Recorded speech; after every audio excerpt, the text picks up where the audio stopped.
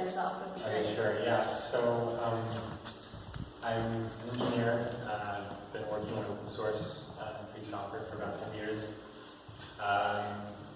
Recently in distributed systems a lot, and mathematics also. I was at Cosmos/Firmament before. And yeah, I think that's kind of all the relevant bits. I do a lot of open source work, basically. That's what I do as a hobby. I don't get to code that much anymore at work here. Yeah, I work on all the kind of technical aspects of the products we're building, so radical at the moment. And formally Coin, so you might hear about that. Yeah, I think that's enough of the intro. Move on now. So on the internet, I'm Cloudhead on Twitter and on GitHub and on all the kind of platforms. You can call me that, or you can call me Alexis. Doesn't matter. So this talk or lecture, whatever we're going to call it, is about building a really basic intuition around consensus. And so what consensus is, how does it work, why do we need it, that kind of thing. We're going to explore a couple of different ways in which we can create consensus protocols, for example. And also understand attacks a little bit, because if you want to build real world systems, these systems will be under attack, and so it's interesting to kind of see where these systems can fail, how to stop it. I'm going to just be sitting here most of the time, I think, to change the slides. Otherwise, I would be standing, but yeah, it's technical limitations. My keyboard. So cool. So first of all, and one last thing is, it's a very complex and deep topic with a lot of different aspects, and I had quite a hard time putting this together because it was mainly like, what can I omit safely without cheating the audience, essentially. So I chose in the end to go more broad than deep, which means we're going to touch upon a lot of things in a kind of semi-deep, semi-shallow way, and we can dive into things more deeply if you're interested. So please ask questions during or after, doesn't matter. But it's good to have everyone follow, because we're going to build upon knowledge. So first, let's talk a little bit about what consensus is. So let's take an example here of an individual called Eve that has $100 in her balance, and she's essentially trying to send 2 checks of $100. She doesn't really know that she only has $100 in her balance, or maybe she's evil.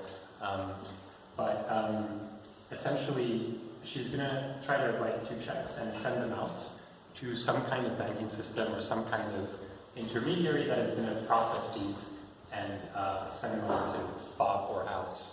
Now, obviously, both Bob and Alice shouldn't receive $100 because that would put Eve in the negative. So the problem here that we're trying to solve is which one of the checks should we process, right? That's essentially the kind of the premise. And so if we have, for example, a Jack entity here that is processing everything, Jack may say that, well, whatever check I receive first, I will process. And then if I receive a check afterwards that sort of overdrafts, then I will discard it, right? And so here in this example, Jack has received Bob's check first, and Alice's second, and so Jack says, well, Bob's is the one that should go through, and so Bob ends up getting $100 credit, right? And this is a centralized system in the sense that Jack is a single centralized entity, and therefore has a very easy time to order the checks that are coming to him, right? Because it's just one individual, so it's quite easy. However, if we look at a peer-to-peer system, we have a problem. So if we want to solve this problem without a centralized entity like Jack, and we may want to do that because, for example, what happens with Jack goes to bed, right? What happens if Jack is evil? What happens if any of those things? We may want to introduce other participants in the check processing business, right? To solve this, right? In a way that, you know, if Raph goes out fine, it's okay. If we want maybe a more open system where more participants can do this work, we may want to do that, right? So in this peer-to-peer scenario, essentially, we have an obvious problem is that if we go with the original kind of idea of, well, let's, you know, whatever comes first, that's the one. Well, the problem is Jack may receive Bob's check first, and Raph may receive Alice's check first, or the check to Alice, and therefore they're going to disagree on which one to process first, and this is not a sound banking system, essentially, right? So we have to do something about this. Either Raph and Jack need to talk and need to come to some kind of agreement, or we need a better system, right? So in general, it's helpful to think of this problem of consensus as an ordering problem. And so in the previous example here, we're ordering checks, but really we can order anything. And when we think of consensus like this, we call it the replicated state machine, or RSM. It's basically a machine that has some state. It's replicated, so there's multiple replicas of the same state, right? And the idea here is that the messages that are sent to this replicated state machine can be of any kind, right? So they can be checks, they can be consumables, they can be all kinds of transactions. Because once you have this, you can basically implement almost any kind of logic, right? All you're doing is ordering transactions that some users from outside of the system are submitting into the system, right?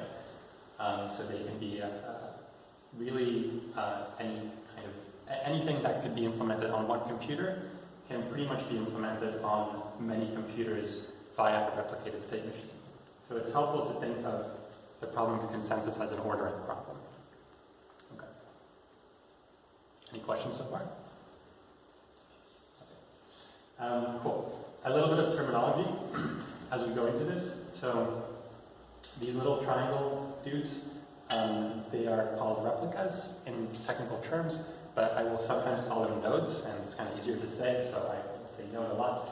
The kind of decision of an individual replica of whether, you know, in this case Bob's or Alice's check came first is a vote, all right? So the ordering in this case would be the vote. And the thing that is submitted to the system that needs to be decided upon is called a transaction. At least in this talk, and it's often called that way. We could call it a request or a query also. Okay, cool. So, before we kind of try to understand how we can solve this problem, it's really important to understand the model in which we're solving it. And so this is kind of the setting, right? It's like, what are the properties of the system? Where does the system exist? Is it a real world system? Is it a theoretical system? Like, where is it anchored, right? In what reality, right? And this is important because we can't really have an answer to any of these questions unless we define a model first, right? Because, let me just give you an example. Again, you know, an example where everyone is in the same room might be very different than if we're across different continents and we're trying to reach consensus. So this is what the model is, and so we're going to start to talk about different kinds of models that are very common. So the first one is the asynchronous network model. And this one is the one you're going to be working with in peer-to-peer, regardless of whether you're doing consensus work or not. And it's basically the internet. It's basically, messages can fail to deliver, they can be dropped, delayed, or arrive out of order. So in general, any network system, whether it uses consensus or not, will have these characteristics, and therefore you will have to program things or set things up in a way that this is a normal operation. It's not exceptional operation, right? This is day-to-day. But it turns out it does pose a little problem. The other thing to look into is the kinds of failures that can happen in the system. Specifically failures on the replicas or the nodes. So broadly there's two categories of failures, but it's kind of more of a spectrum. There's consistent failures, and these are failures that sort of appear consistently from the point of view of the other replicas, right? As in, so if a replica crashes or has a fault that is detected by other replicas, all other replicas will have the same consistent view of this failure, right? It'll be like, oh, this, Jack or Eve crashed, right? When you have an inconsistent failure, that's also called Byzantine. I can explain a bit why it's called Byzantine. It's a bit more complicated because, so Byzantine replicas can essentially generate arbitrary data, including pretending to be compliant. And compliant means following the rules established by the consensus to only a subset of replicas. And they can also be actively attacking the network. And so essentially Byzantine means anything can happen. It means they can do weird stuff, they can be malicious, they can sort of lie, as in tell one thing to one other replica and a different thing to another. And so these are called inconsistent failures because two replicas may see that failure differently, right? As in, it may be that the Byzantine node or Byzantine replica is sending different messages to one person compared to the other person. So it's inconsistent. Okay, cool. Now, talking about these things, we say that a system that tolerates message delays and varying network conditions, like we showed in the beginning, is basically safe under asynchrony, as in it's safe in a situation where there is no synchronous communication, it's asynchronous. A system tolerating consistent faults up to a certain threshold. Of course, you can never tolerate 100% faults because then it can't do anything. It's called fault tolerant. And one that tolerates inconsistent or Byzantine faults is Byzantine fault tolerant, obviously. So these are kind of the different characteristics of consensus systems. Good so far? Any questions? All clear? Cool. So then there's two more important properties of these systems we need to talk about before we can dive into some solutions. One is the safety property. And so I'm going to read it out. No two compliant replicas should ever come to a different decision about a transaction. And essentially all this means is that if two replicas are honest and working according to the protocol, and they're trying to do their job, they will always end up with the same decision at the end of the consensus, right? So they will always both say either Bob's check arrived first or Alice's check arrived first. They're never going to disagree, okay? This is what's called a safety property. So if two well-behaving participants in the consensus end up with a different decision, that is a safety violation, essentially, right? So this is really bad if that happens, okay? And another way to think of it also is if one compliant replica makes a decision, it means all other compliants have also made that decision or will also make that decision, okay? It's the same thing stated differently. And the second property is the liveness property. And this is more about just doing stuff, right? So this is basically, as long as there are valid transactions in the system should advance. And by advance, it means make decisions about the transactions, right? Because it's easy to do consensus if you just don't agree on anything, right? If you just say, well, we're just going to leave these checks here and not do anything about it, right? Technically, we have not violated safety because we haven't made any decision, right? But it's also not very useful, right? So this is an important property. And it turns out that these two properties are kind of at odds with each other, as you'll understand, because the more you want to be safe, the more people you have to ask, and the more participants need to essentially vote in consensus. But that also means that if any of those participants is asleep, or has crashed, or has a fault, then you lose your liveness property because you're stuck, right?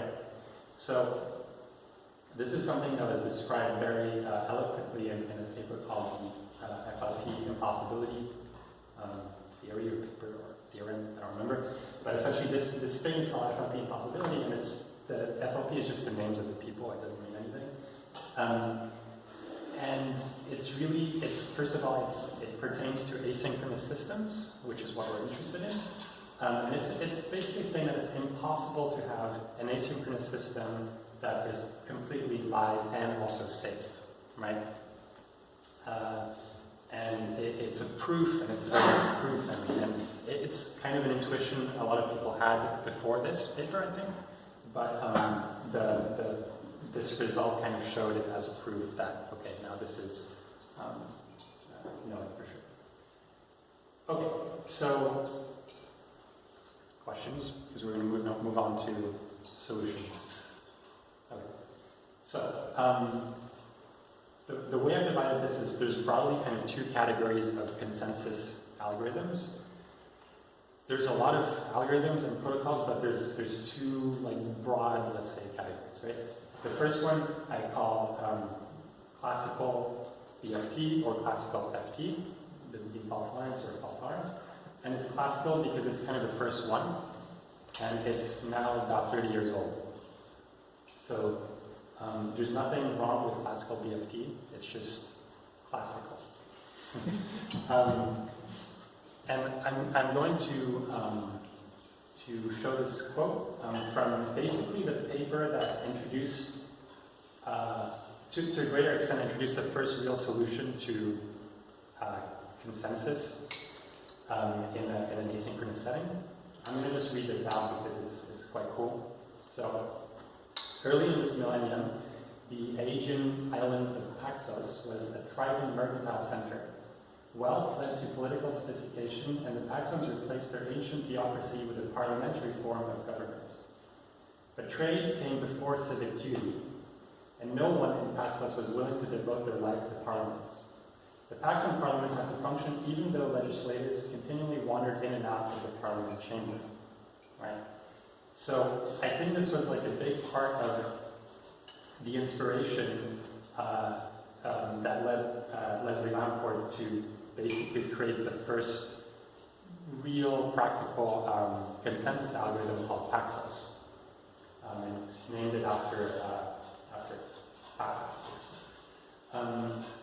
And this is super interesting, and there's a paper called Part-Time Parliaments which describes Paxos, the protocol. It's a very math-heavy paper, but if you're not into math, you can also just read the intro, and it's super interesting because it dives a bit more into the Paxon Parliament and how they did this, basically, and it turns out it's quite similar to how we do it today in computer systems, so it's kind of cool.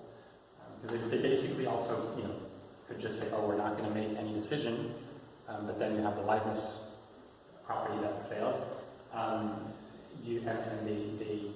They can also have a situation if they don't talk and people come in and out of the parliament chamber, and then they make different decisions and you have a safety violation. So it's kind of interesting to think of things in this light. Cool. So with that, let's move on to practical things. So first, the idea of quorum. So quorum is an idea that's common in consensus in general, not just in computer systems, but in computer systems it's essentially the same thing, or very similar. It's the number of votes required to make a decision, right? So in this case we have 4 nodes, and we're saying, we're showing a quorum of 3 out of 4, right? So we're saying, well, in this case, maybe 3 votes are enough. I don't know, we're not really saying anything yet, we're just defining what a quorum is. This is just, I want to show how we're going to be talking about this. A couple of terms. If we have over 50%, we call that a majority. Everyone knows this. 2 out of 3. If we have greater than 66%, this is more interesting. We call that a supermajority. And so 3 out of 4 would fit there. If we, and by the way, 2 out of 3 is exactly 66%. So it's not a supermajority. It's right, if you have 1 extra percent, it would be a supermajority. And then we have unanimity, which is everyone agrees. Okay, everyone is voting the same, right? Cool. Another way we're going to see this supermajority, we're going to see this often as 3 out of 4, for example, or a majority we'll see that as 1 out of 2 sometimes. So just keep that in mind. It won't always be percentages. Now, the first really interesting thing when we look at the literature is that fault-tolerant and Byzantine fault-tolerant systems have different quorums. Okay, so and a reminder, fault-tolerant, and that's because 2 out of 3 is not a supermajority, right? It's just on the edge, right? And that's because 2 out of 3 is not a supermajority, right? It's just on the edge, right? So we're gonna see that how liveness pushes you to have smaller numbers and safety pushes you to have bigger numbers in the quorums. Does that answer your question? I guess it's also I was wondering if it's actually really an optimized number, or if there's any research based on that to get that number. Yeah. Oh yeah. There's proofs. Okay. There's proofs why this is the optimal number. So in the Paxos paper, there's I think a proof on 12+1, and there's a paper called Practical Byzantine Fault Tolerance, which has a proof on 3f+1 for Byzantine fault tolerance as optimal. So and this was published 21 years ago, and there hasn't been any counterproof, right? So it's from there, the supermajority percentage. Exactly. Great. That's where it comes from. Yeah, it's essentially from 3f+1. That's where you get supermajority. Yeah, it's really like a hard requirement that cannot be broken. It's kind of like the speed of light in physics, almost. Okay, so looking at this, so again, given F faulty replicas, the total number of nodes for Byzantine fault tolerance is 3f+1, and the quorum actually is n minus f, okay? And if we plug in some numbers, pretty simple, let's say we want to tolerate 1 faulty replica, so the total must be 4, and the quorum is 4 minus 1, so 3, okay? This is kind of how to think about these numbers. Now, another way we can think of how to devise these quorums is quorum intersections. And this is maybe, it's easier to visualize, so we're going to go into visual explanations of this. But essentially, we say that we have safety if any 2 quorums intersect with at least f+1 replicas. So f, the number of failures we want to tolerate, +1, right? So there must be at least 1 non-failed node in each quorum intersection, or 1 non-malicious node. Now, obviously, we don't know which ones are malicious or failed, but if we have f+1, we know that there's always at least 1, right, that is behaving correctly. It also means, since there's an intersection with at least 1 correct node, that no 2 quorums can decide differently. And this is because, as we said, the compliant node always agrees and decides the same as all other compliant nodes. So if there's 1 compliant node that is in the intersection of 2 quorums, then necessarily both quorums have agreed to the same thing. We're going to visualize this in this next section. So, any other questions? I have a small question. Yeah. So, as I understand, the Nakamoto Consensus, that one that Coin uses, is a simple 51% majority, right? So that means that it's classical fault tolerance and not Byzantine. Right? No. So I'm actually going to talk about Nakamoto Consensus. So this will be explained. Okay. But essentially, it's not completely safe in some situations. So we'll get there. Okay, so this lovely diagram shows different quorums and quorum intersections with different numbers of replicas. Okay. So as a reminder, we have phi plus 1. Now, if we look at number 1, we have two quorums, and these boxes are the quorums, and they intersect with one node, and the quorum size is 2, right? So there's each of them have two nodes in them, two replicas. So this is fundamentally unsafe for the Byzantine model, okay? And we're going to see why. In the second one, we have these nodes that are not filled in. I kind of use them to say like they're offline. So this is kind of more of a maybe like a simple fault tolerant model. So in this form here, we have two nodes that are online and have made a vote, and one that hasn't. In the third one, we have a quorum that has two nodes in the intersection. And in the fourth one, we have quorums that do not intersect. Okay? Yes? Can you explain again, just to recap, the boxes and the what is defined by each one of these boxes? Yeah. So the boxes are the quorums, and that basically means it's the votes you're taking into consideration when making a decision. Okay? So in reality, each of these replicas is going to have their own quorum. As in, they're going to ask a bunch of other replicas what their decision was to be able to orient and make their decision, right? Yeah. So in a properly functioning system, each replica would have a quorum of, let's say, 3 out of 4, and would decide when it has 3 equal votes from 3 separate replicas, right?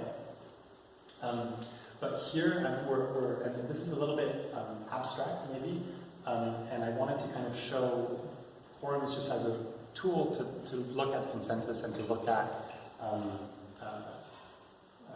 voting and majorities and things like that, basically. So it's also an interesting abstract tool.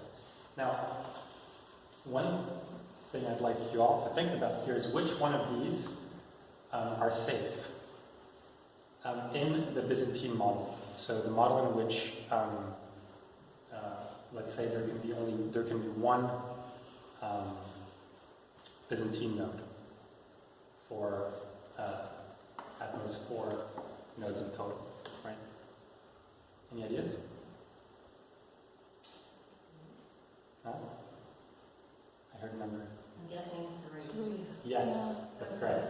So 3 is the only one that is safe, and the reason again is that since here we're operating with 4 nodes and 1 potential faulty node, the intersection here has f plus 1 nodes, and that makes it safe, right? It has 1 plus 1, 2 nodes, and this means that, let's say again on the row 3, the left one in the middle is compliant.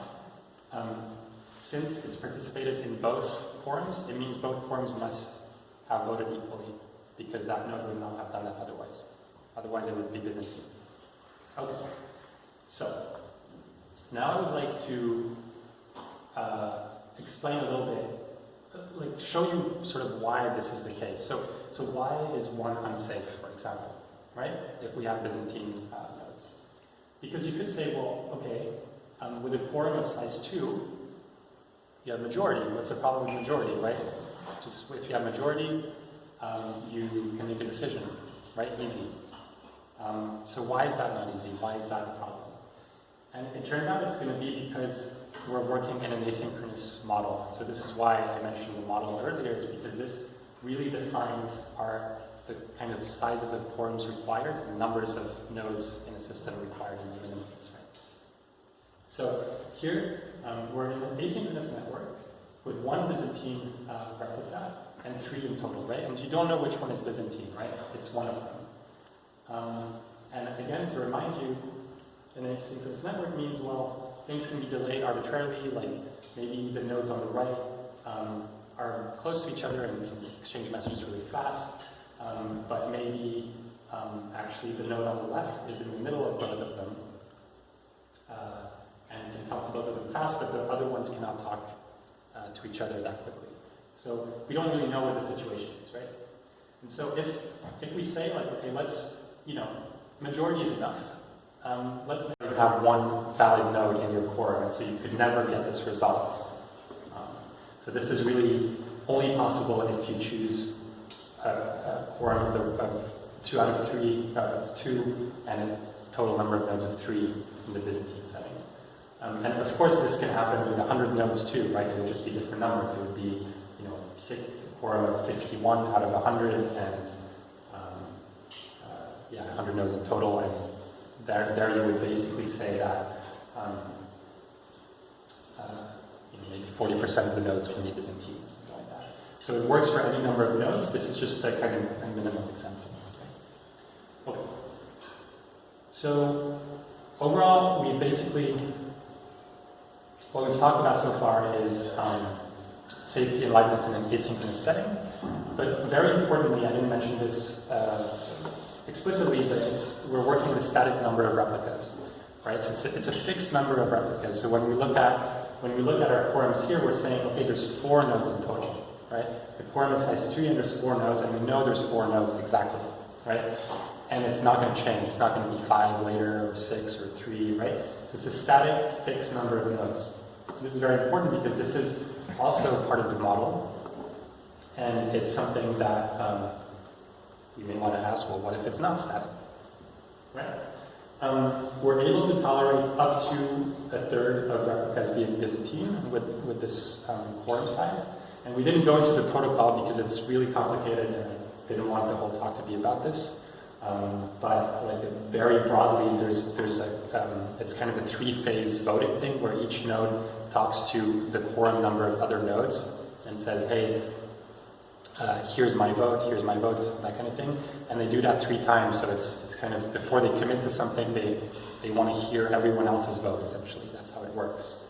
So it's kind of an expensive process, and there's a lot of edge cases and things in there, so that's why I didn't want to go into it. But essentially, it allows to tolerate up to, but not including, a third of replicas being Byzantine, or up to, but not, 2/3 for fault tolerant Byzantine. And it can make progress, so it can stay alive as long as more than 2/3 of replicas are online, right? And so, again, looking at this, obviously, so let's look at example, example 2, we have the right number of nodes, we have the right quorum size, right?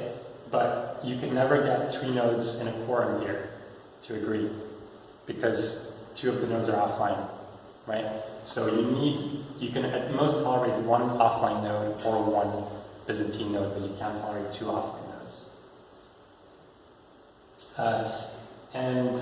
Examples of this kind of consensus, AccessP2P or Practical BFT, Raft more recently, and Tendermint.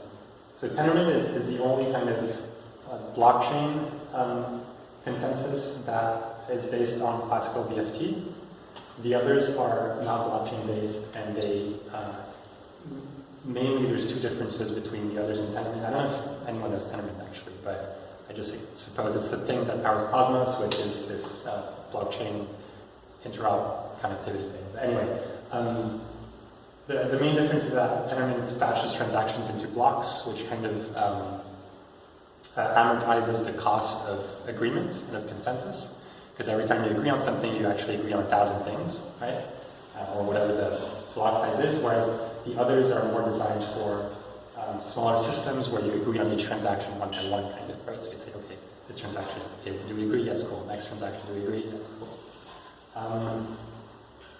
And so check these out. So as you can see, it's been like 30 years that this research has been ongoing. And Tendermint, which came 15 years after PBFT, is basically PBFT, but on a blockchain. So the research does not move very quickly, basically. Raft is interesting because it was created for educational purposes, but it also works. So it's basically saying, well, if access is too complicated, let's design a consensus protocol that's easy to explain. And they actually succeeded, and it's much easier to explain, and it's fault tolerant. Not Byzantine fault tolerant, but there's also a Byzantine version. So next section, questions. Sorry, can you go three? No, another one back. Yes. Yeah. Here. This is for Byzantine. Yeah. But if you have here the classical fault tolerance Mm-hmm. and you have this corrupted node in Mhm. between, then is it like a tie because you have the majority for this decision, but also for this decision? What is the consensus in this way? Yeah. Like for the classical? Yeah, that's a good question. So the classical, so these are actually the parameters of the classical, right? We said that that for classical DFT, we basically needed 2 out of 3, right? And the quorum is size 2. And so here, it is 3 nodes and the quorum is size 2, right? So if the node in the middle is offline, what's going to happen is you're going to have a liveness failure. So the node on the left and the right are not going to be able to communicate, or they're going to be very, very slow. And so you're not going to have any decision. So it's going to stop, essentially, right? Now, if the node on the left has failed, there's no problem because the 2 others can talk, right? And if the node on the left and the right can talk some way, or they can wait a little bit longer, then there's also no problem. So the only case in which there is a problem is really if they can't talk to each other, but it would not be a safety failure because no decision would be made, right? Because the node is offline, right? Whereas in the Byzantine case, it's online, but it's giving different information to the different nodes, right? And so it's actually, the consensus is moving forwards, but with a violation of safety. Does that make sense? It's essentially in the standard fault tolerant model, you're not going to have a node that votes for 2 different things, right? It's either going to be voting for one thing or it's going to be offline, right? Okay. This is the trick. Okay. Yeah, that's the trick. And in this case, this is why I kind of use like 2 colors for that node. It's because it's actually voting in 2 quorums differently, right? It's voting kind of blue and red, right? And this is what makes it very dangerous, and what makes the Byzantine model different is that nodes can actually cheat, and they can say one thing to one person and a different thing to another person. Yeah. Right? So this is what I was talking about with the trade-off between safety and liveness is that, yeah, you can be safer if you ask every node to vote and you wait for every node to vote, but then it just takes one node to just go offline, and then your whole system comes to a halt, right? So these, in general, these parameters are tunable and tradable, right? But in general, the systems are tuned to have the kind of number 3 here situation where safety and liveness have a 2/3 kind of threshold, essentially. But you can always trade one for the other. You can say, I'm gonna want more safety and I'm gonna trade liveness for it. So I'm gonna have less liveness, more safety, or more safety, less liveness, right? So this is a configuration of the system, essentially. But usually, like, let's say 99% of the time, you're going to choose the kind of 3F plus 1 and say, like, 3 out of 4 safety, and therefore 1 out of 3 tolerated can go down. Does that make sense? Cool. These are all tunable, but in general, you stick to kind of the equal trade between safety and liveness, essentially.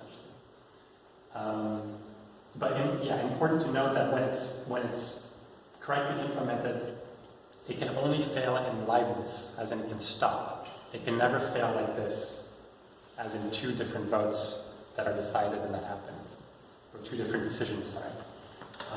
This is because it's not properly configured. It's configured with a quorum size that's too small, and there's not enough nodes. There's 3 instead of 4. So this is why it's failing. Okay. So far we've talked about static fixed networks. and they're, in a way, because they're static and fixed, they're kind of closed, right? So there's a certain membership function or way to determine if something is a replica or not a replica, right? You can't just say, oh, I'm a replica, hello. You have to, check with the existing replicas, like, hey, can I be part of this consensus, right? So it's a closed system that requires permission to join, and also to leave, in a sense, because you can't just leave in the middle of a voting round, because otherwise, like, who knows what's going to happen, right? But now, basically, I want to look at a different kind of model or a different kind of situation, which is the public model or the public network.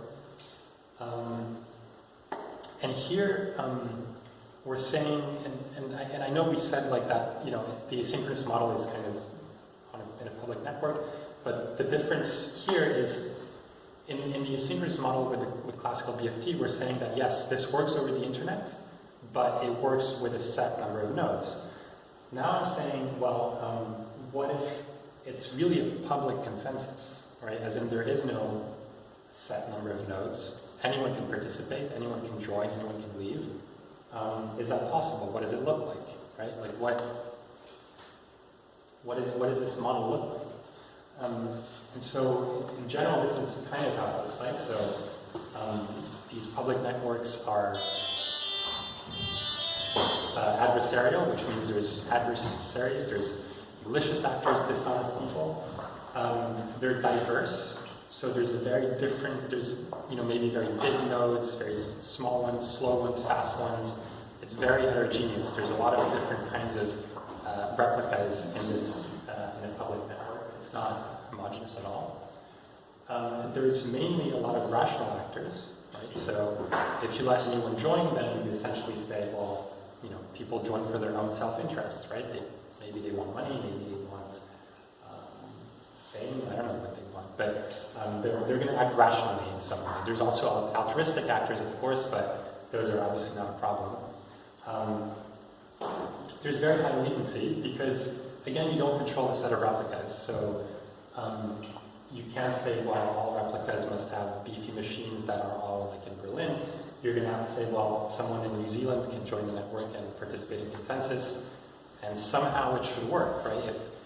If you have a quorum that of a certain size, and you're going to wait for this person in New Zealand, that's probably going to affect your liveness, right? So this is potentially a problem. And finally, you have spam. So public network, anyone can join. I can just join and spam like 1 million messages and be really annoying and really confusing, right?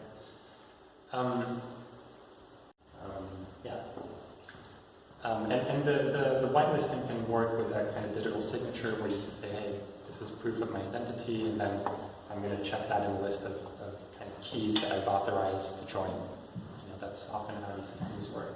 First, let's talk a little bit about what consensus is. So let's take an example here of an individual called Eve that has $100 in her balance, and she's essentially trying to send 2 checks of $100. She doesn't really know that she only has $100 in her balance, or maybe she's evil, but essentially she's going to try to write 2 checks and send them out to some kind of banking system or some kind of intermediary that is going to process these and send them on to Bob or Alice. Now, obviously, both Bob and Alice shouldn't receive $100 because that would put Eve in the negative. So the problem here that we're trying to solve is which one of the checks should we process, right? That's essentially the premise. And so if we have, for example, a Jack entity here that is processing everything, Jack may say that, well, whatever check I receive first, I will process. And then if I receive a check afterwards that sort of overdrafts, then I will discard it, right? And so here in this example, Jack has received Bob's check first, and Alice's second, and so Jack says, well, Bob's is the one that should go through, and so Bob ends up getting $100 credit, right?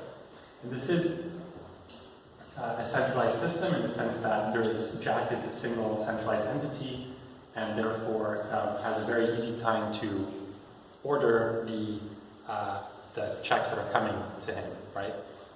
Because it's just one individual, so it's quite easy. However, if we look at a peer-to-peer system, we have a problem. So if we want to solve this problem without a centralized entity like Jack, and we may want to do that because, for example, what happens with Jack goes to bed, right? What happens if Jack is evil? What happens if any of those things? We may want to introduce other participants in the check processing business, right?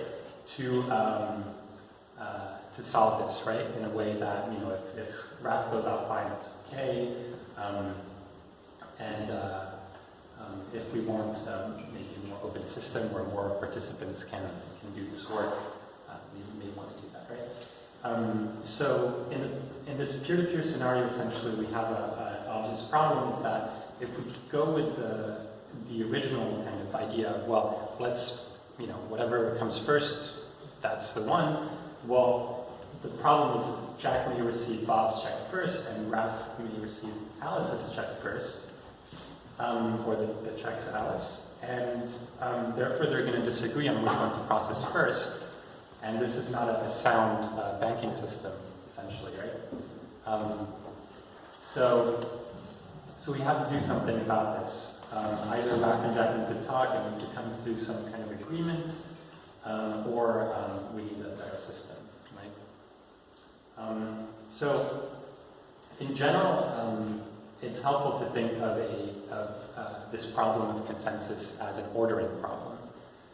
And so in the previous example here, we're ordering checks, but really we can order anything. And when we think of consensus like this, we call it the replicated state machine, or RSM. It's basically a machine that has some state. It's replicated, so there's multiple replicas of the same state, right?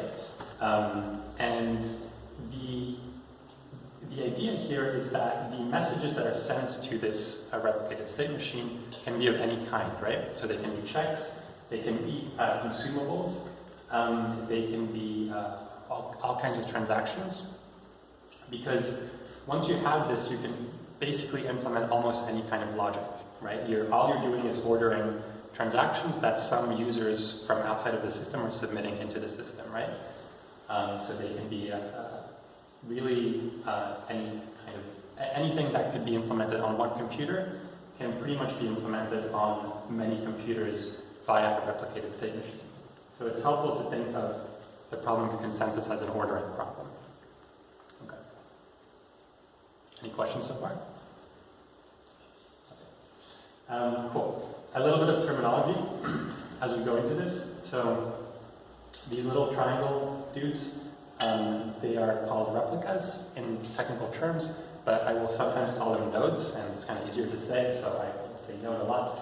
The kind of decision of an individual replica of whether, in this case, Bob's or Alice's check came first is a vote, all right?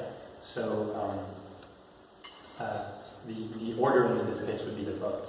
And the thing that is submitted to the system that needs to be decided upon is called a transaction. At least in this talk, and it's often called that way. You can call it a request or a query also. Okay, cool. So before we kind of try to understand how we can solve this problem, it's really important to understand the model in which we're solving it. So this is kind of the setting, right? It's like, what are the properties of the system? Where does the system exist? Is it a real world system? Is it a theoretical system? Like, where is it anchored, right? In what reality, right? And this is important because we can't really have an answer to any of these questions unless we define a model first, right? Because let me just give you an example. Again, an example where everyone is in the same room might be very different than if we're across different continents and we're trying to reach consensus. So this is what the model is, and so we're going to start to talk about different kinds of models that are very common. So the first one is the asynchronous network model. And this one is the one you're going to be working with in peer-to-peer, regardless of whether you're doing consensus work or not. And it's basically the internet. It's basically, messages can fail to deliver, they can be dropped, delayed, or arrive out of order. So in general, any network system, whether it uses consensus or not, will have these characteristics, and therefore you will have to program things or set things up in a way that this is a normal operation. It's not exceptional operation, right? This is day-to-day. But it turns out it does pose a little problem. The other thing to look into is the kinds of failures that can happen in the system. Specifically failures on the replicas or the nodes. So broadly there's two categories of failures, but it's kind of more of a spectrum. There's consistent failures, and these are failures that sort of appear consistently from the point of view of the other replicas, right? As in, so if the replica crashes or has a fault that is detected by other replicas, all other replicas will have the same consistent view of this failure, right? It'll be like, oh, this, Jack or Eve crashed, right? When you have an inconsistent failure, that's also called Byzantine. I can explain a bit why it's called Byzantine. It's a bit more complicated because, so Byzantine replicas can essentially generate arbitrary data, including pretending to be compliant. And compliant means following the rules established by the consensus to only a subset of replicas. And they can also be actively attacking the network. And so essentially Byzantine means anything can happen. It means they can do weird stuff, they can be malicious, they can sort of lie, as in or tell one thing to one other replica and a different thing to another. And so these are called inconsistent failures because two replicas may see that failure differently, right? As in it may be that the Byzantine node or Byzantine replica is sending different messages to one person compared to the other person. So it's inconsistent. Okay, cool. Now, talking about these things, we say that a system that tolerates message delays and varying network conditions, like we showed in the beginning, is basically safe under asynchrony, as in it's safe in a situation where there is no synchronous communication, it's asynchronous.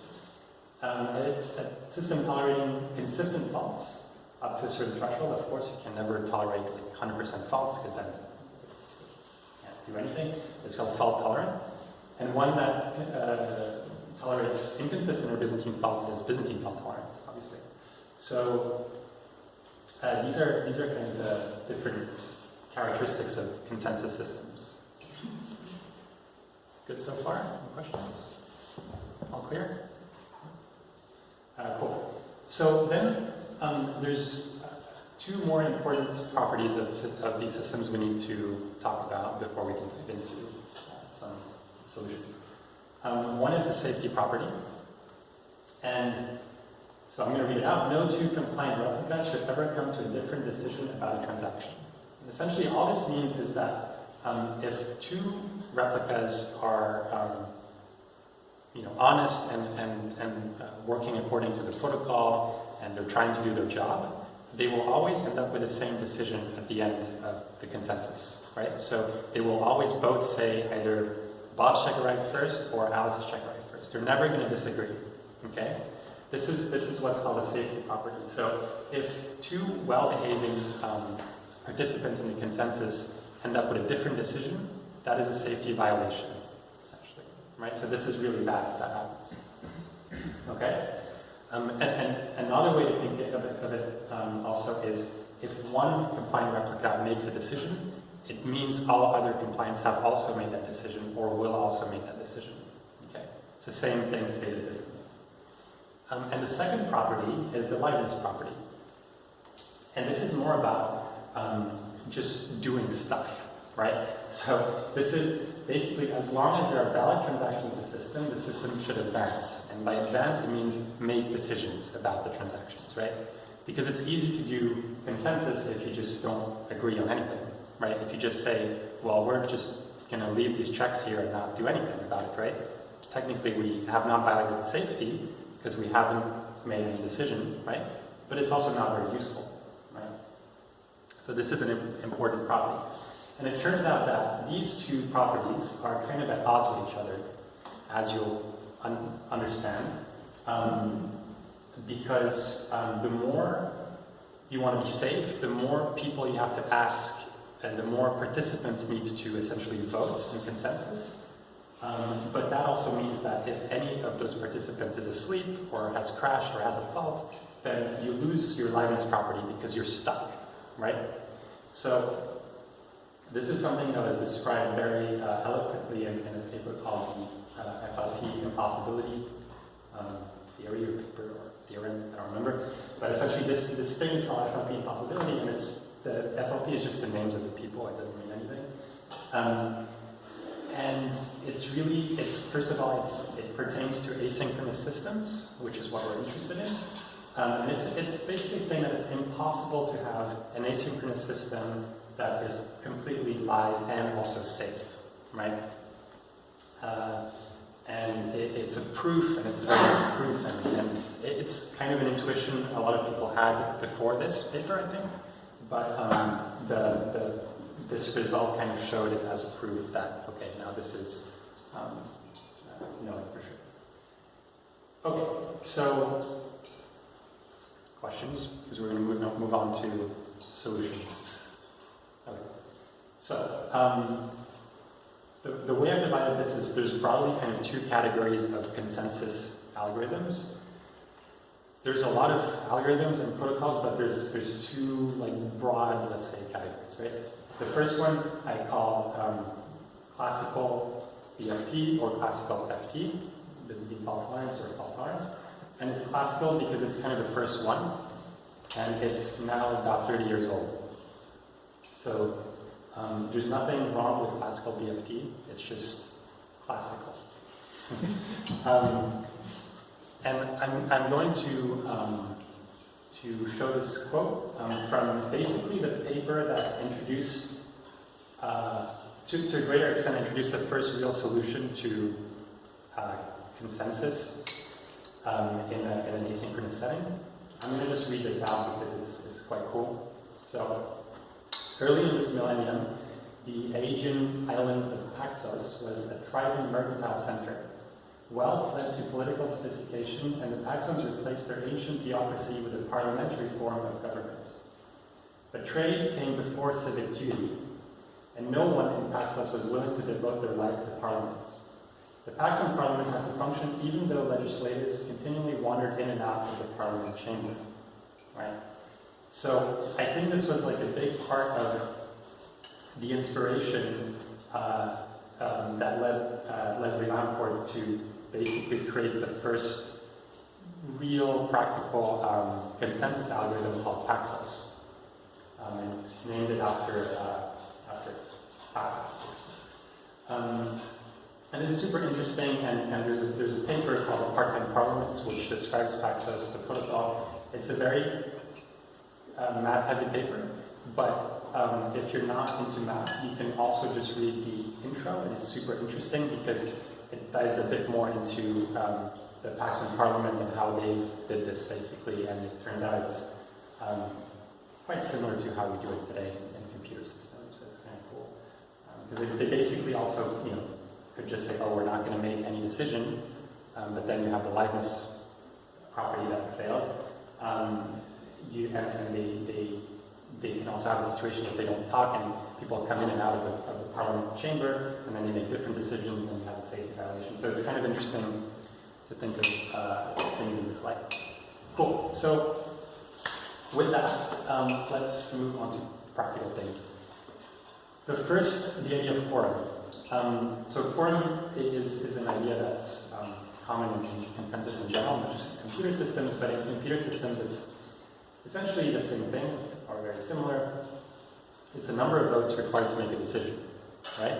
So in this case, we have 4 nodes, and we're saying we're showing a quorum of 3 out of 4, right? So we're saying, well, in this case, maybe 3 votes are enough. I don't know. We're not really saying anything yet. We're just defining what a quorum is. This is just, I want to show how we're going to be talking about this. A couple of terms. If we have over 50%, we call that majority. Everyone knows this. 2 out of 3. If we have greater than 66%, this is more interesting. We call that a supermajority. And so 3 out of 4 would fit there. If we, and by the way, 2 out of 3 is exactly 66%. So it's not a supermajority. It's right, if you have 1 extra percent, it would be a supermajority. And then we have unanimity, which is everyone agrees. Okay, everyone is voting the same, right? Cool. Another way we're going to see this supermajority, we're going to see this often as 3 out of 4, for example, or a majority we'll see that as 1 out of 2 sometimes. So just keep that in mind. We don't always do percentages. Now, the first really interesting thing when we look at the literature is that fault-tolerant and Byzantine fault-tolerant systems have different quorums. Okay, so and a reminder, fault-tolerant. Satoshi Nakamoto in the Bitcoin white paper, and although there were a bunch of ways to kind of prevent Sybil attacks in other types of networks, in other kinds of peer-to-peer networks, for the problem of consensus, there wasn't. And again, this is kind of, we can look at it as this problem of ordering transactions. And especially this was a problem with trying to create a digital cash, right? Because the problem was always, well, kind of going back to the first slide, actually, I don't want to go all the way back through, but what happens if someone tries to spend their balance twice, right? They send their money to 2 people at the same time. How do we make sure that they don't double spend their money, right? And it's in this kind of situation, it's very hard because the person trying to double spend can spin up 1,000 nodes and vote again on both of them, and there's just no way to stop that. And so what Satoshi Nakamoto said basically is 1 CPU, 1 vote. Okay, and this I can unpack this a little bit, but basically it means that the concept of identity is replaced by the concept of CPU power, right? And that's the idea is called proof of work. So you prove that you've done some kind of work with a computer. And what that means is the more CPU power you have, the more essentially the more votes you have on something. But it's important because it's not boundless, it's not infinite, right? Nothing with computers are infinite, but it's actually once a certain threshold of CPU power is in the network, it's hard to just double it or triple it or 10x it, right?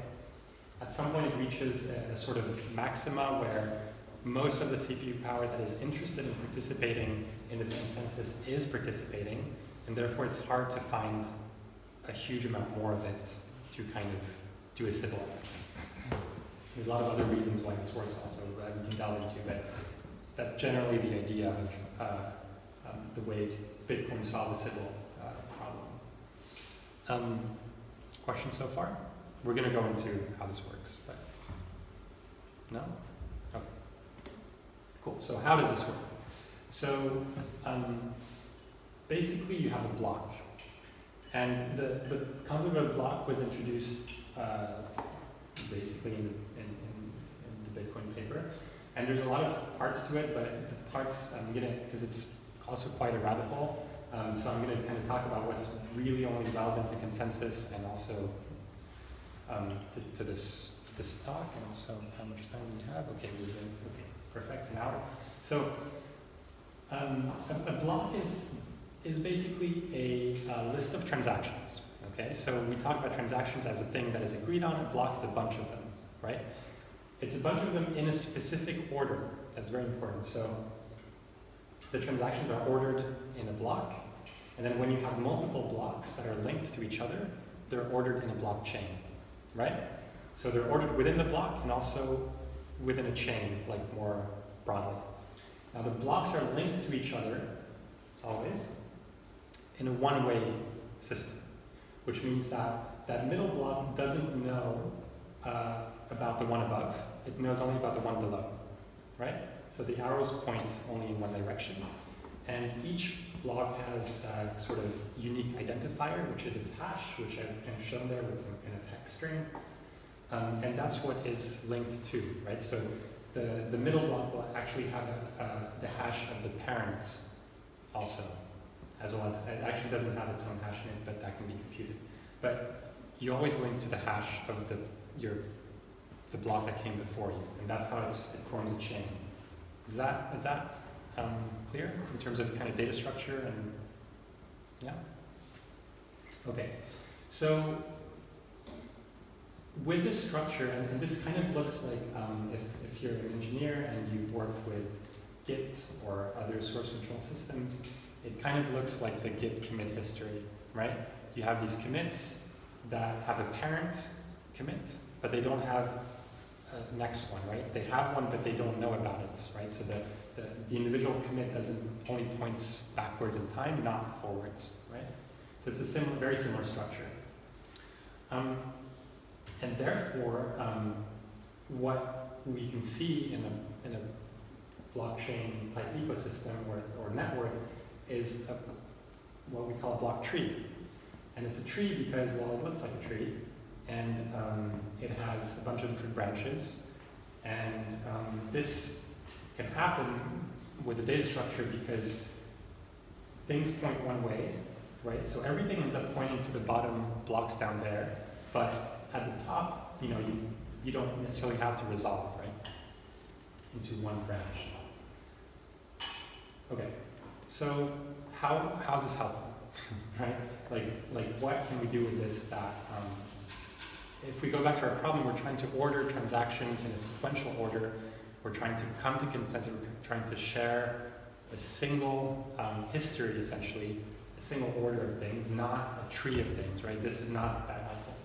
So what we do, what Bitcoin does, and all the systems based on Nakamoto Consensus, is that there's a process for replicas to choose one history amongst many, right?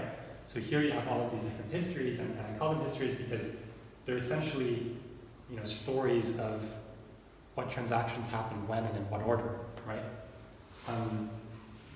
And what we're trying to do is to choose one, right? But importantly, all nodes need to choose the same. Like, that's important. Otherwise, if each node chooses its own favorite history, that doesn't help consensus, right? We're back to square one. And so what that's called is it's a fork choice rule.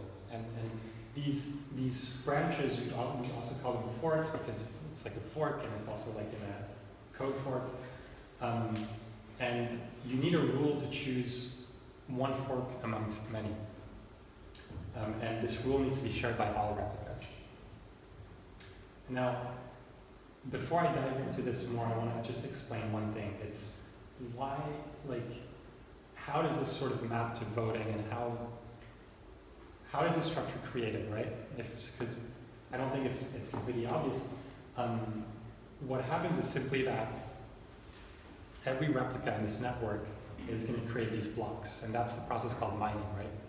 And so they're basically gonna pick amongst this, let's say this tree, they're gonna pick one of the tips, right, of the tree. So here there's 1, 2, 3, 4 available tips, right, to choose from. So they're gonna pick one of the tips, and they're gonna start to create a block that has that tip as the parent, that points to that tip, right? And generally, because of the fork choice rule, they're gonna pick the longest chain that they observe, that they see, right? And they're going to start to mine a block, and then once they're done mining, they're just going to send it in the network. And when a node receives a block, they're going to look, oh, do I have the parent of this block? And if so, I'm going to plop it up as a new tip of one of these branches. And I can go more into this, we can delve into it more, but I just wanted to explain kind of the basic way this works. It's actually really simple in terms of the protocol. It's much simpler than the classical BFT stuff we've been looking at, because it basically just describes the whole thing right there. There's no other kind of complicated multi-vote thing with agreements and stuff. It's really just every node does the same thing. They mine and then they submit the blocks, and when they receive a block, they put it where they think it fits. Yes? Did you raise your hand? No. Sorry, I thought I Actually, I have a question quick. Yeah. If we talk about this Engate and how it works, Yeah. would be like Engate the same way where you pull and you merge without having any... Like a fast forward. Right, exactly. Yeah, exactly. That's So the same idea. exactly, it's similar. You're going to take a bunch of commits from your upstream and you're going to plop them on top of your branch, right? And usually these commits they're always going to point to some place they should be merged into. The only difference is here there's no merges, right? So the Git history is a DAG, it's a directed acyclic graph, which means there can actually be like a node that in the Git history you could have a connection between this and this, right? So kind of a cycle. Yeah. It's not a cycle because it's directed, but it's a merge commit essentially. Yeah. Here you cannot have that, so it's slightly different. But okay, so the fork choice rule that is used in Nakamoto Consensus is called the longest chain rule, and it's basically the chain that has the most blocks, but not quite. It's actually the chain that has the most proof of work in it, which usually correlates quite closely with having the most blocks, but there are some exceptions where maybe a lot of blocks appear that have very little work in them, and this is the work I talked about earlier, which is this proof of work, which is increasing in difficulty at certain times and reducing difficulty in other times. And so if everyone follows this rule of I pick the longest chain that I know of, and I always mine on the longest chain that I know of, so I plot my own blocks that I create on top of these ones, we reach consensus, surprisingly. And this works even though every replica has a kind of subjective or relative view of the network, because the fork choice rule is objective, right? Given a chain, the chain score or the length of it or the number of work is a thing that can be calculated very easily, very quickly, and that will be the same result for all replicas. So everyone will, given the same block tree, will come to exactly the same conclusion. Given slightly different block trees, they may also come to the same conclusion, but they may also come to the wrong conclusion and have to later sort of make a different decision. And we're going to look into that actually right now. Is this clear so far? Cool. And we'll have questions at the end also if you want to go more into this. Yeah? Okay. Cool. So here's blockchain. So this is a view on a single chain. There may be other blocks connected, but we're just looking at one. And let's pretend that this is the longest chain we know of, right? Now, in the fourth block here from the top, there's a transaction. It's a check from Alice, right? It's what we were looking at before. It's one of the many transactions in block 4. Alice is, this is from Eve, so Eve is pretty happy that her transaction is in a block and that things are chugging along nicely. And we can talk about something that is often talked about in blockchain consensus, which is confirmations. And confirmations is basically the amount of blocks on top of the block that includes your transaction, but included. So in this case, basically Alice has 4 confirmations. So it means, including her block, there are 4 blocks that have built upon her transaction, right? So what this means is basically that there's a bunch of work, of CPU work, that has gone into the blocks above her transaction, right? And in Nakamoto Consensus, that is that has the implication that her transaction has a certain amount of safety or confirmation, that it's not going to be reverted. And the reason is that there's been a lot of expenditure of energy in putting these blocks on top, right? And most people are not going to want, most miners are not going to want to rewrite this history because it would be really expensive. They would have to rewrite 4 blocks worth of proof of work, right? So they're going to usually say, let's leave that there, right? The other reason this 4th block is probably not going to move from there and the transaction is safe is that it's had a lot of time, this chain has had a lot of time to propagate in the network, right? The time between the blocks and Bitcoin is 10 minutes, which is a very long time, which means that 40 minutes have passed. So even in an asynchronous network, you're pretty sure that everyone has seen at least the 4th block, right? And probably also the 3rd and the 2nd one. And so they're kind of safe. But they're not, really. And the case in which they're not is if someone is perhaps really trying to attack the network, okay? So in the case where no one is trying to attack, as I've said, it's likely that this is safe because there's a lot of computing power put on top, there's a lot of time that has passed, and yeah, there's a fair amount of confirmations on that. What can happen though is, out of nowhere, a longer chain appears, the fork, right?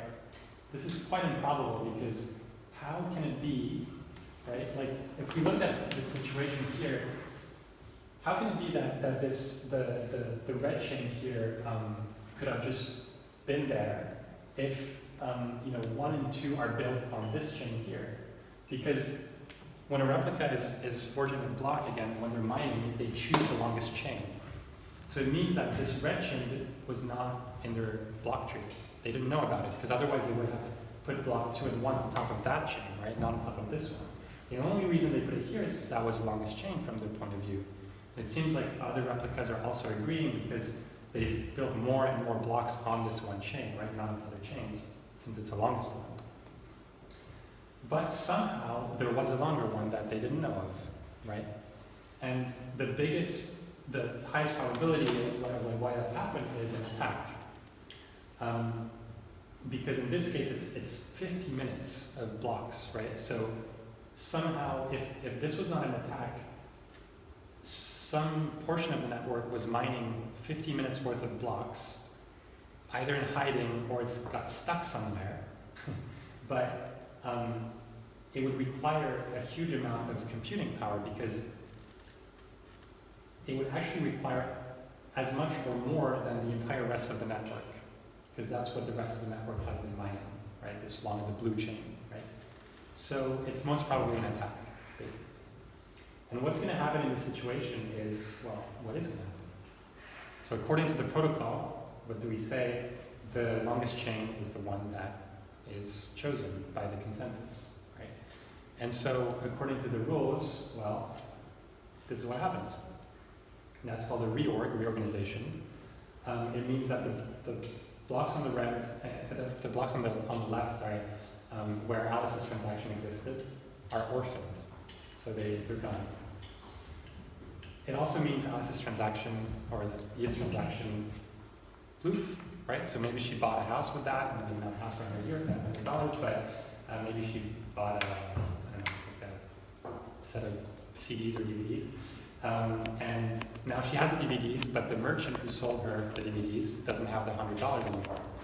That's not great. So this is not a situation we like to be in. Yeah. Good so far. We're almost done, but I want to basically talk a little bit about more generally how this system compares with the classical BFT system we looked at before, basically, in this respect. And so this is the idea of finality and settlement. Okay. So the idea here is, like, when is a transaction final, right? When is it settled? When can we go home? When can the merchant close shop and say, okay, these DVDs that I sold, I got the $100. No one is going to take them away from me. There's not going to be a fork. There's not going to be a reorg, right? We're not going to have this situation. When do we know that this is not going to happen, right? How long do we have to wait, right? Because it seems like the longer we wait, the less likely. But it also seems like, well, it doesn't seem like there's a point at which it's completely impossible, right? And indeed, there is no point at which it's completely impossible. And this is why we call this kind of consensus probabilistic, and that's the bottom row. So if we look at the top and the bottom graph, the top graph is what happens in classical BFT systems, right? And basically, so you have time going this way, and finality going this way. Finality means basically it's final, it's made, there's no going back, right? And basically at a certain point in time, once all the votes have been gathered and the decision is made, it's final, right? We don't go back. Like it's been decided, there's nothing that can happen now that would revert any of these transactions. But in the probabilistic model, we don't have that kind of guarantee. We have a probability that it's not going to happen. That is just a probability. The probability tends to quickly go up to infinity, right? Or infinity that it's not going to happen. Or like 0.9999 or 99.99999%, right? There can still be a possibility, but it's highly unlikely. And so these systems behave in different ways, and you have to treat them differently, and you basically have to do, so for example, in Bitcoin, there's this 6 confirmation rule that says, after 6 confirmations, my transaction is final.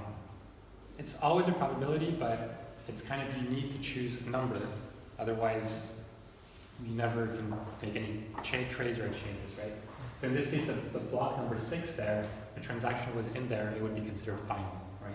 In this case, it would mean that if that attack happened, it would not matter for this transaction. It's still within the longest chain, even after the attack, right?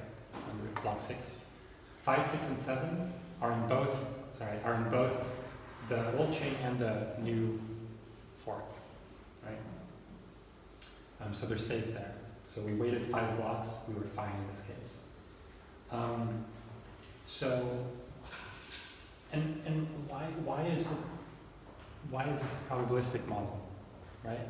Well, it's kind of because of this, right? Because we don't know which nodes are going to participate or not, right? So it means that there may still be votes coming in, right? There may still be a fork coming in, like a set of blocks coming in, right? So, right, like think of votes and blocks as the same thing.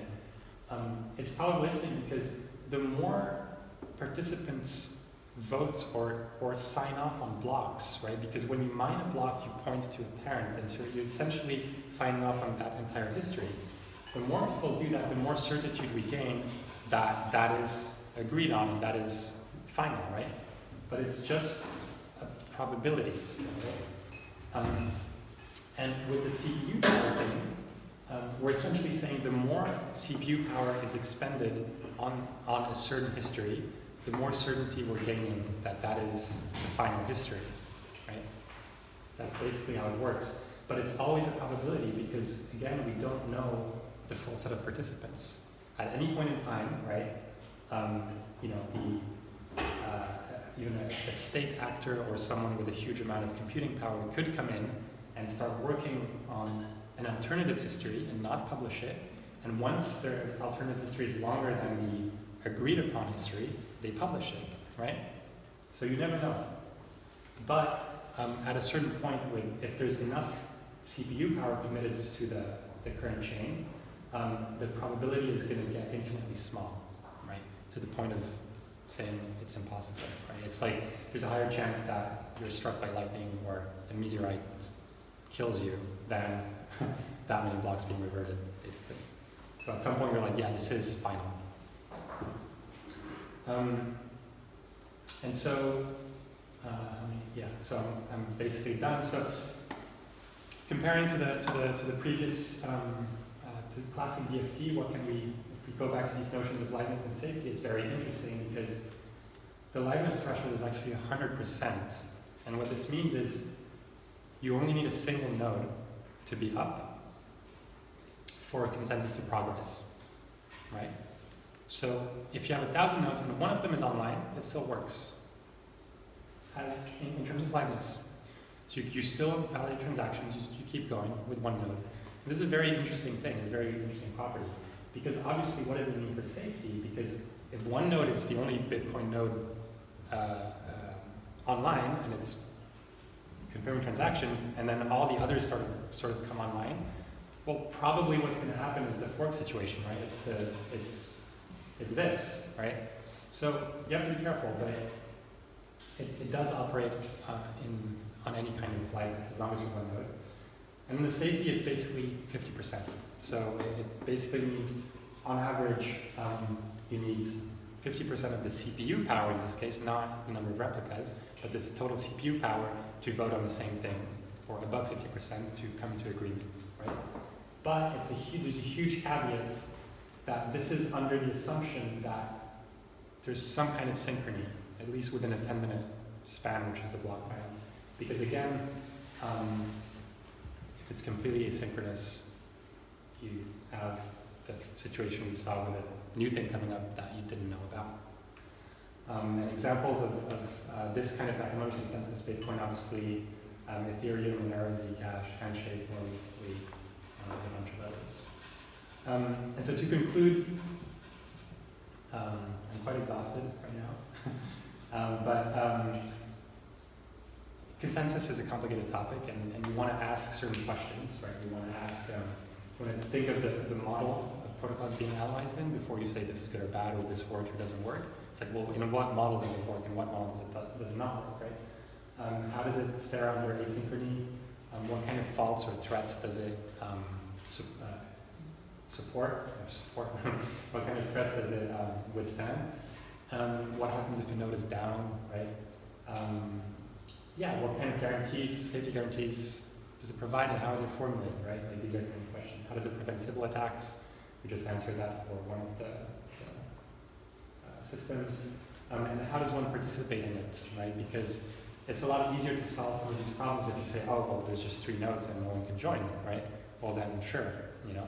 Or, well, the nodes are all in the same local network, so you don't have asynchrony. You have full synchrony, right? So once you start to uncover the kind of model and the kind of assumptions that are made, you start to be like, ah, well, that's why it works, or that's why the safety guarantee is much higher, or the liveness guarantee is much higher. It's because of the kind of models people use that may be weaker, right? So a weak model would be one where you don't provide, you essentially say, all of these things need to be assumed before we can provide a working consensus, right? A very strong model would be nothing is assumed, it works anywhere, right? So this is what you have to look at. Yeah, thank you.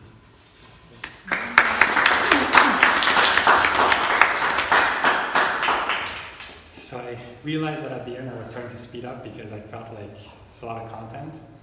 And so I'm going to take a breather.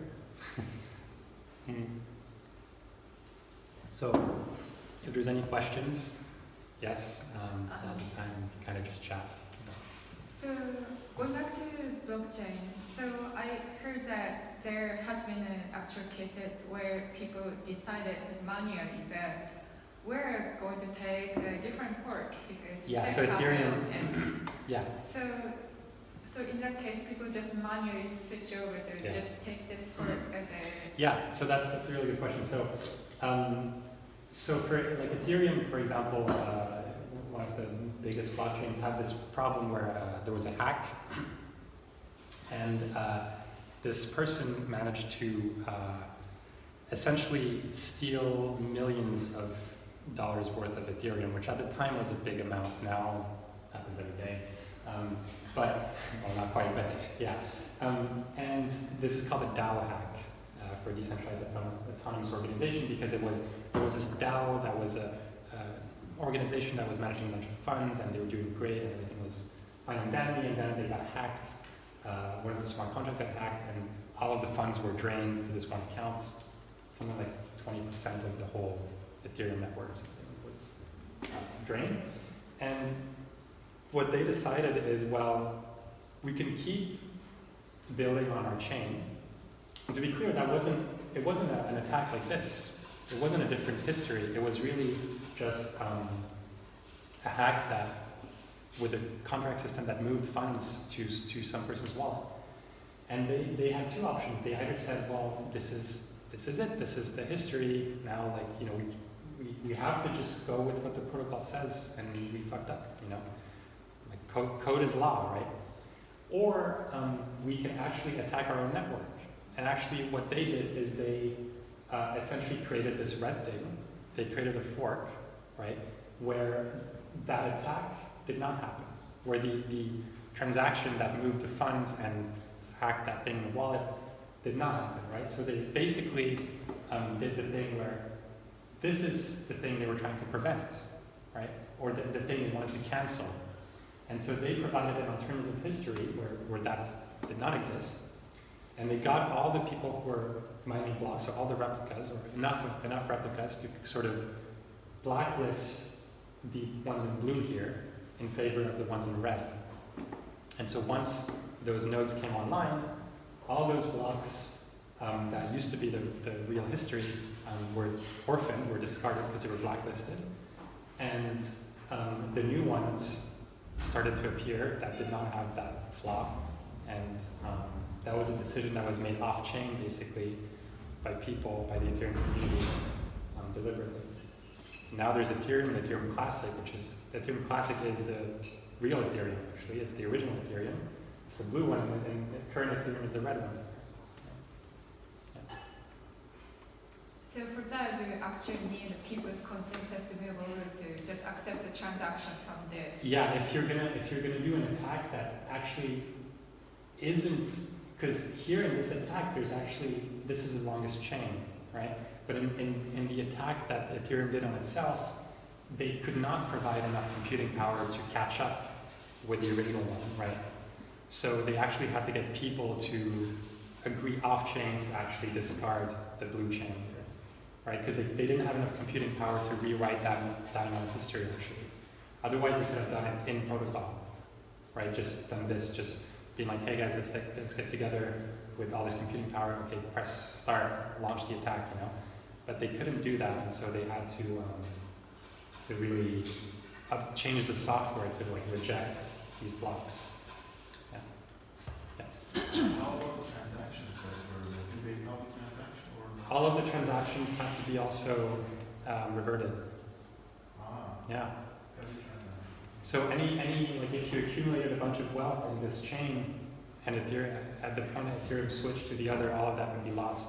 But what they did, though, I think, is they copied over stuff, right?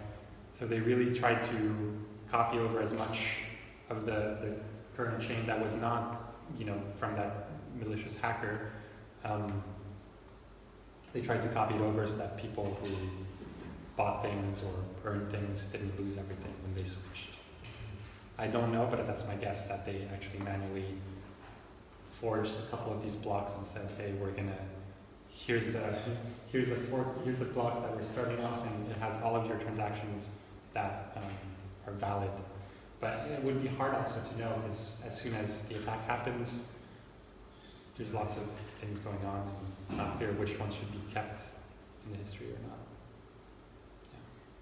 So do people think, how does the community think that was handled? Do people think positively? Is this precedence for future ways of handling the situation? Yeah, it's a very interesting situation because obviously they're one of the only big chains that did this, right? That actually went around the protocol and said, let's kind of change the protocol for this case.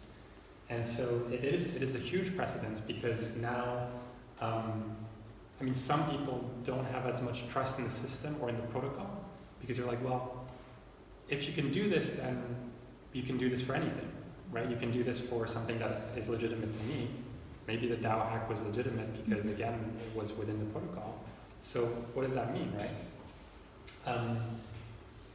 The Ethereum community made this decision, though, and it's not clear, you know, I don't really know like how much participation they got or how many people voted on this and that kind of thing, on doing this.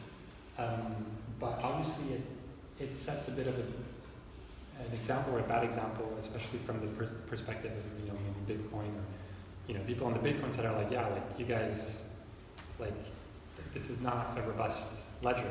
It's not because, like, how can someone trust you with a big amount of money if you can just be like, oh, we're gonna, go ahead and revert this. And this happened again, well, it didn't happen again, but it almost happened again with the Parity wallet hack, where the Parity, the company, Berlin-based actually, has this Ethereum wallet, which is a multi-sig, where it means multiple signatures are required to make a transaction. And it got hacked, and the funds were lost or locked in that wallet, inaccessible, and that was $100 million worth, or $150 million worth of money, or of ETH. And there was a huge kind of thing in the community of like, should we revert that, right? Should we do this again, right, and revert that? And obviously there was a kind of uproar of like, no, like this is, you can't just do this every time this happens, because then what does this mean? Then That's the whole point. Yeah, that's the whole point, right? So they didn't do it in the end. They tried to find other ways to recover the funds that were less, how to say this, less problematic. But they didn't really recover the funds to this day. And I think it's a good thing. I think, fuck up. Yeah. Can they do also that on the Bitcoin network? Or is it? So theoretically, yes. But the thing is, to do this, you need to be in touch with almost a unanimity of miners. If you don't want to create a situation like this that kind of never resolves to one fork because there's too many forks happening. Because if you don't agree with enough miners, you're going to have some miners that say, well, this fork is valid, and others that say this fork is not valid. So how can you reach consensus then? Right? You're going to have this situation, but that never resolves to one, because you're actually, this fundamental thing that we said, that like all of replicas are using the same way to determine what is the longest chain, is no longer true, right? Because now some miners are saying that the longest chain is invalid, it's blacklisted, and others are like, yeah, this is the longest chain, right? So this no longer holds, and this means you have a fork that is never going to sort of resolve, that is never going to, right? It's going to keep forking, and that's not what you want. So to pull this off, I think you need the network to be still quite small. You need to know who the miners are. You need basically unanimous consensus amongst the miners to do this and to update their code, their mining software to do this. Because otherwise you're going to have forks that don't resolve. But why was it so easy with Ethereum? Yeah, that's a good question. I think it was easy because it was a small community. It was before all the crypto craze, It was, I think it was like 4 or 5 years ago or something. Small community, everyone knew each other, kind of.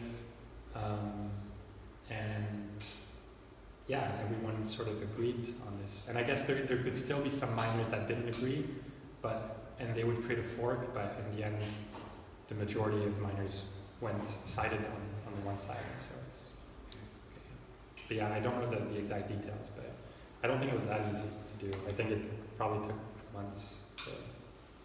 I don't know. Yeah.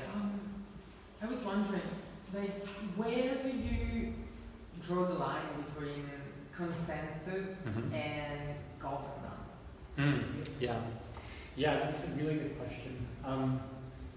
So the thing is, in the end, governance can kind of always override consensus to an extent. And governance is an interesting topic because there's really two types. Like if you look at something like Bitcoin, it's very interesting because there's no formal governance process, right? There's a core team that produces code, and then there's a bunch of miners that use that code. But they don't have to use that code, right? They can use other code. So what happens with Bitcoin is kind of essentially that the governance is sort of emergent and a little bit ephemeral and is present in a bunch of different places because so number one, the miners can choose to upgrade their software or not, right? That's one form of governance or one form of political action that a miner can do. Wallets and vendors, etc., can choose to upgrade the wallet software or not. That's another form of governance over your own little turf. And clients like like me or you sending transactions can choose to adopt a protocol or another one. And then finally, the Bitcoin core team can choose to implement code or not. So all of that together forms governance in a way. And so it's not like anyone is deciding on anything, but it's essentially you hope that people are talking so that in general we're moving in the same direction. But it doesn't always work, obviously. And actually this happened a year or 2 years ago with SegWit, which was this proposal, this protocol proposal to, well, there were several, but one of them was to make the blocks bigger and also to add this thing called segregated witness that kind of made the blocks more compact a little bit or more efficient. And people didn't agree. So the miners, or a certain amount of miners wanted to implement this, other miners didn't. There was a lot of Bitcoin Core didn't, right? So the team implementing one of the most used code bases was not agreeing, and it actually resulted in a fork, right? And that became Bitcoin Cash and Bitcoin. And so Bitcoin Cash has the bigger blocks with SegWit, and Bitcoin has SegWit, but without the bigger blocks. So this was kind of a situation where consensus in the governance sense could not be reached, and the protocols diverged and the currencies diverged. Yeah. In the case of Ethereum, it's quite similar. There's a bit more of a process. You have like these Ethereum improvement proposals. It's like semi-formalized. But the interesting thing is so Bitcoin says, the core team in general say that having a formal governance process is a liability, right? Because if you have the exact steps you need to follow to enact a change, then that can be attacked. And so actually we don't want that. We actually want a situation where you kind of need to, go around, talk to the right people and propose something, and it's not so clear, which means that it's more organic and it's maybe less easy to attack. And then on the complete other spectrum, you have Polkadot, which is one of the recent blockchains from Parity, actually, the guys who got hacked.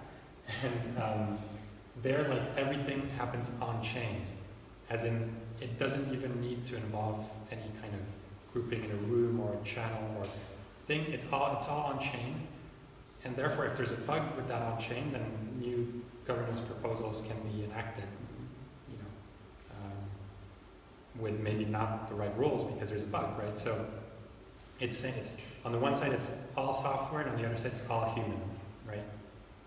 Yeah. So you would say that like consensus mechanisms is more like specific to software, but not to yeah, sorry, I realized I kind of didn't answer your question there. It's super interesting. Yeah, I think like what I've talked about here is how to resolve software consensus problems, right? Obviously, some of the ideas here can be applicable to kind of human consensus and vice versa, right? This idea of like the Paxson Parliament is a human consensus system, right? That was sort of adapted, or it wasn't really adapted, but the ideas and inspiration came from there to create a software consensus system, right? And for governance, what's interesting is that it can either be software or human, right? If it's on chain, it's software, and maybe, the idea there is, if you want to be able to make decisions and governance changes very quickly, you want it to be in software.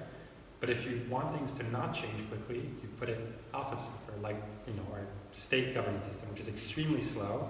Everything's forever because it's all kind of manual and requires politicians to go out on TV and stuff, right? So yeah, I would say they're different things, but sometimes they overlap a little bit. Yeah. Any other questions? Yes. No, it's 8:30, but yeah. This is a very naive question, Yeah. but I never had the chance to check it, and you mentioned it. Mm-hmm. What is mining really means? Yeah. So mining. Wait, go over here. Oh no, there, skip it. Yeah. So mining is, so high level, it's creating blocks, right? So as a node, as a replica, you have two options. You can either just receive blocks and then validate them and put them in your block tree, right? That's a very passive kind of thing. Or you can decide to create your own blocks, and that's what mining is, right? And the process of mining is basically this proof of work. So you essentially gather a bunch of transactions that you've seen, right? So whatever transactions, just whatever happens to find its way to you, right?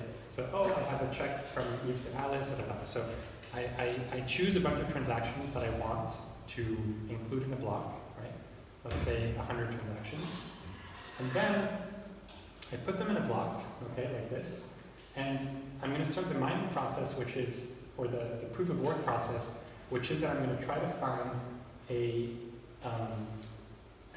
is the thing that gets tricky. I'm going to try to find a certain number such that the difficulty to find that number is high enough. Okay? So it's a bit hard for me to explain without a diagram, but the block has a hash, right? That's the number up there, right? I'm going to try to create a block such that that hash has certain properties, okay? So if the hash is a random number, then it's easy, right, to create a random hash. What's hard is to create a hash where, for example,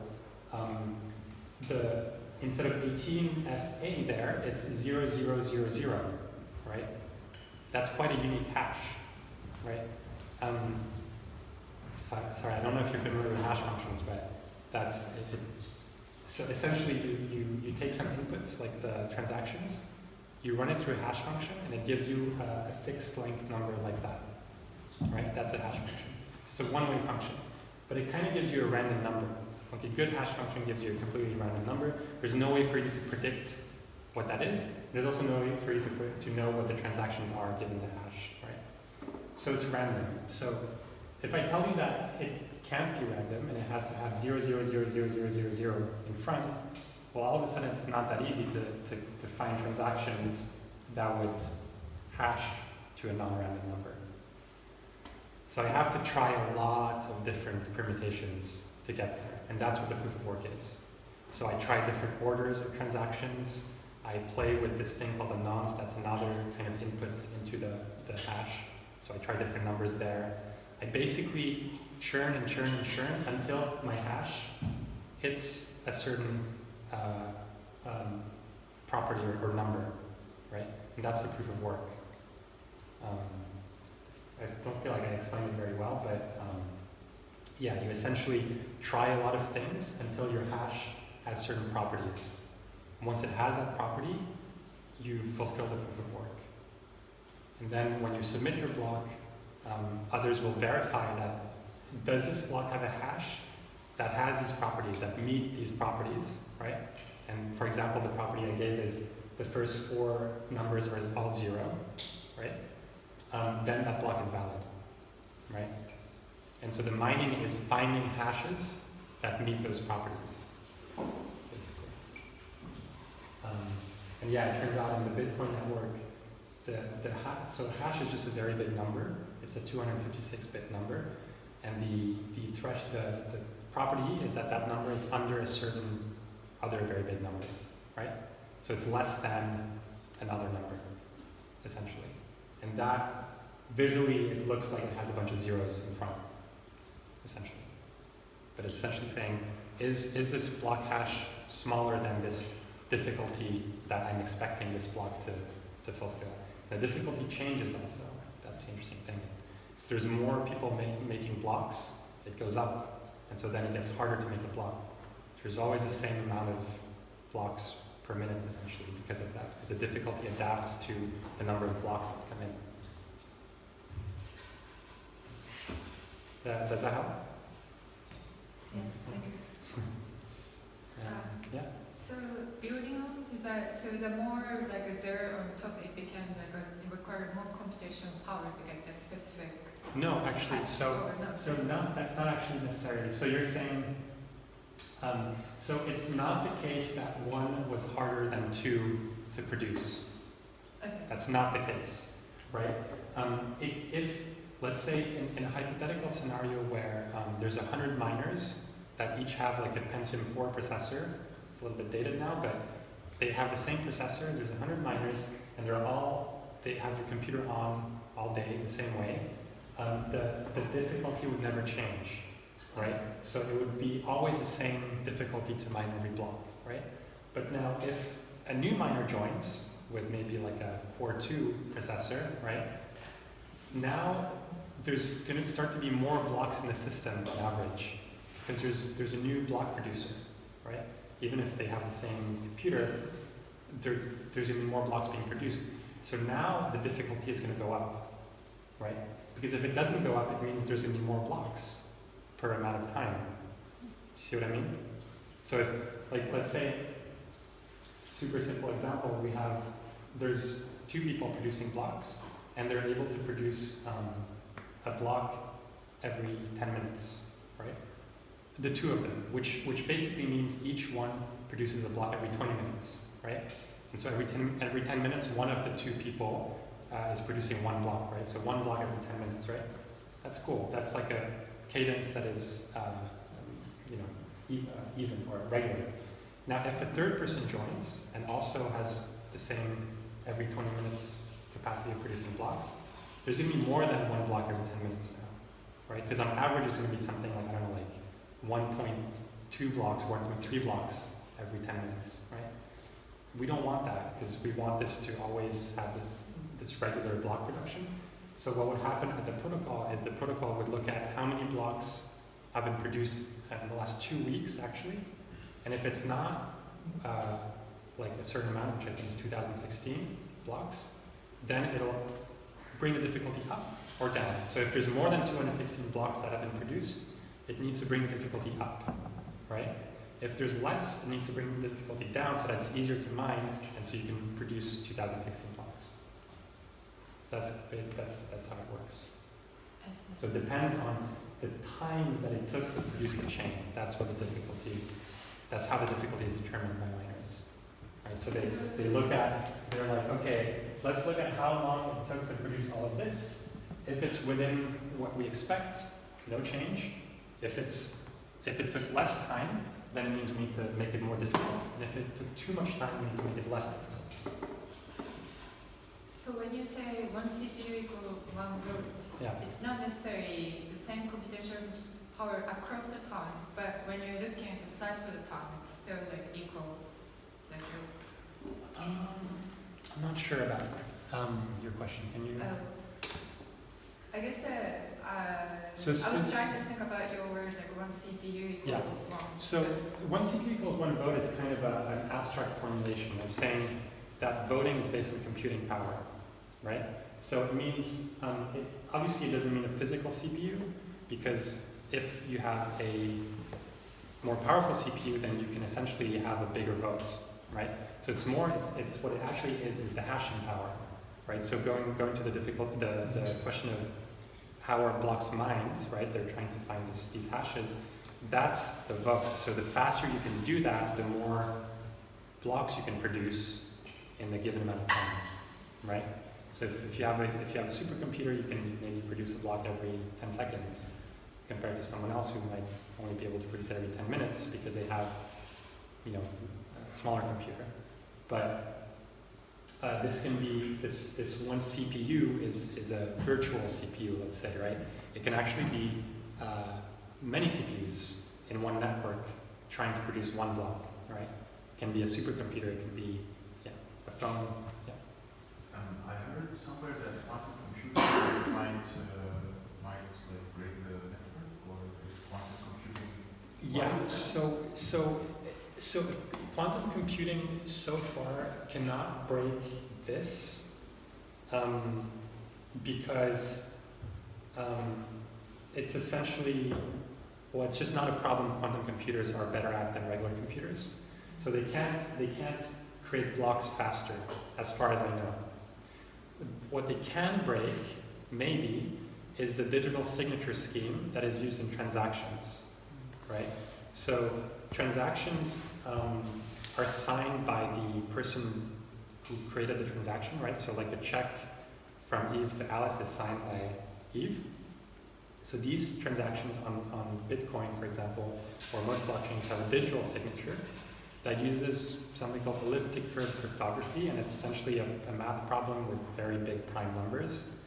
And it's very difficult to, if I give you a prime number, right, like let's say a huge prime number, and I ask you, give me two smaller numbers that when multiplied give you this big prime, you can't answer that. It's quite difficult, right? It's like, well, you're going to be like, yeah, I'm going to have to check all primes and multiply all of them until I find this very big number, right?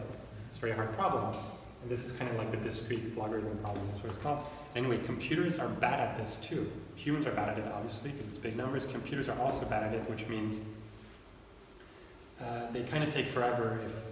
It's almost impossible for a computer to find those primes within a good amount of time, right? And this is what makes digital signatures secure, right? It's because computers are bad at it, right? You can come up with two big numbers and multiply them, that's quickly, but given the result of the multiplication, getting those big numbers back, almost impossible. And this is what quantum computers are potentially good at, or they're still not very good at it, but they're much better at it to the point where it might compromise the security of the network. And I'm not sure with the current scheme that Bitcoin uses if it's actually a real problem and what the time scale is. It may be a real problem, but in 20 years, and by then they can upgrade to a scheme that is quantum resistant, where it doesn't depend on multiplying big numbers basically, but something else.